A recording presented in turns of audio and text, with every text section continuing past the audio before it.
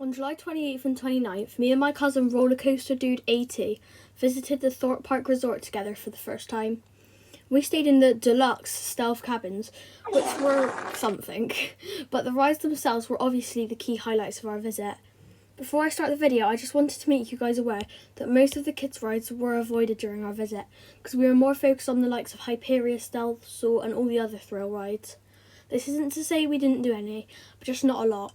There were also 2 ride closures that did affect us. As some of you know, Zodiac's been facing extensive downtime for the past month, as well as Samurai shut in the day before we visited.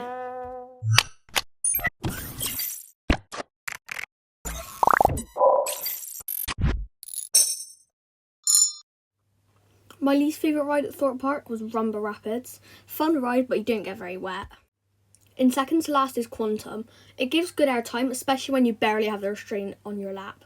Me and my cousin may or may not have moved up in our seats to avoid stapling on the kids' ride. Absolute badmans.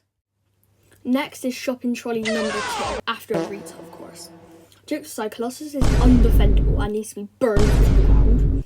It has the worst trains of all time. Like, why is there only 3 inches of leg space? Me and my cousin tried every seat, but none were even remotely smooth. You can avoid headbanging by putting your head forward. Not on that Cobra roll, but nice try. Rush is only at 9th place since it's a great ride with loads of potential, just nowhere near long enough. The operations were disgusting too.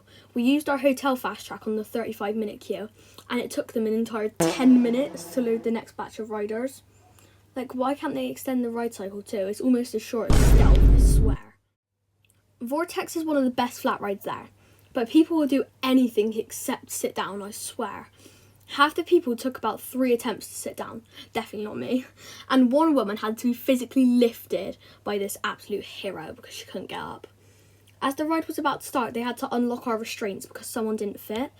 And I'm not a fat shamer, and I understand that not everyone can help being larger, but there are test seats for a reason, so don't waste your time waiting or our time trying to board, because it's not worth the dirty looks everyone gives you as you do the walk of shame through the exit. At 7th place I have Detonator. I only got to ride this once, but it was proper intense. We do not care. I've never done anything like it. It was so forceful and I never expected it to shoot you down at such a speed, pulling so many G-forces. I haven't ridden many drop towers, only Croc Drop and, if you count it, Nemesis Subterra, so I obviously didn't expect much, then got absolutely assaulted by intensity. 6th place is Walking Dead the ride. Its theming's not very noticeable on ride, but it can be genuinely terrifying running through those dark corridors. Me and Rollercoaster Dude were quite frankly racing to get to the actual coaster on our second go. Just a shame that the ride itself doesn't have a very thrilling layout. But when you're in the dark and can't see where you're going, being unable to actually brace yourself makes it feel more out of control. The actors aren't too good either. They just kind of stand there all day and pretend to be climbing over a barrier. I would go absolutely mental if that was my job.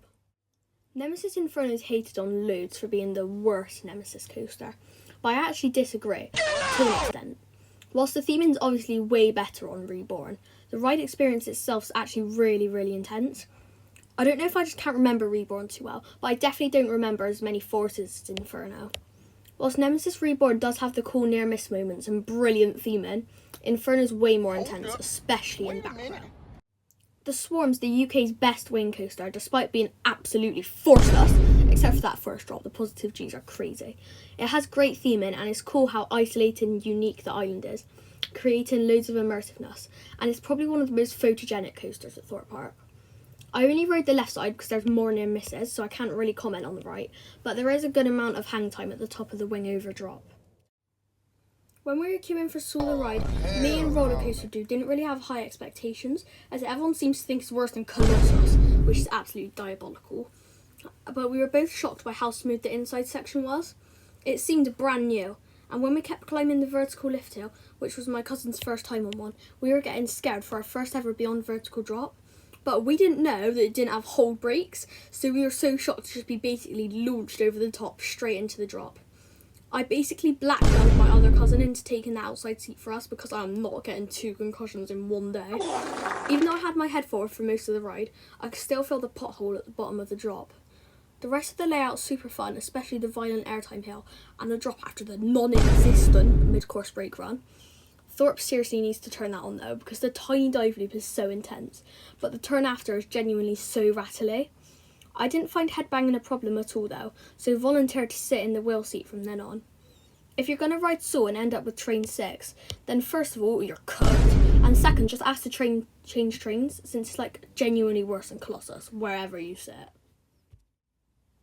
In second place is the world's fastest accelerating coaster, but it genuinely is a people eater, as that queue never stops moving.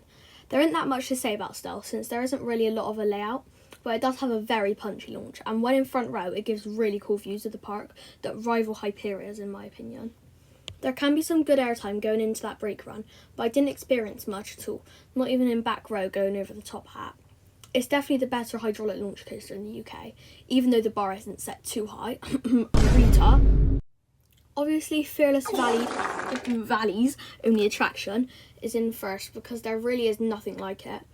Hyperia is the UK's best coaster, obviously not with reliability, and has one of the best drops ever and will probably rival all coaster drops in the world, but I haven't been to many other parks, so I can't comment on that. I could just yap on about Hyperia's brilliant for another hour, but let's be real, no one cares, so I'll just make a different video with my full opinions on it, and it will definitely not be an excuse for me to glaze the living hell out of it, but I'll still leave a mini review in this video too. Its drop's insane, and it makes me think I'm flying out every time, since it's actually beyond vertical by 1 degree, making it the world's tallest beyond vertical drop. The immelman afterwards can be fairly intense if you're not holding on to. The Cremor roll is probably one of the most insane elements I've ever done, since it quite literally hangs you nearly upside down before doing some weird downwards barrel roll. After that, you get the most hang time on any coaster at Thorpe on that crazy dive stool, before being thrown forwards into the trim brakes, which is probably one of the only times where I've enjoyed trim brakes. But then you get quickly thrown into the wave turn and doing the small airtime hill into the brake run. It's by far the best ride at the park and is on top of the coaster lineup for the entire UK. As always, thanks for watching my video, and if you enjoyed it, please consider subscribing or liking to show your appreciation. As with most videos I make, I'm going to beg you to subscribe to my cousin, who's also a new content creator, who's currently on the road to 50. If we get him to the goal, then I might do a full long form video explaining my upcoming Disneyland Paris trip. Have a great day!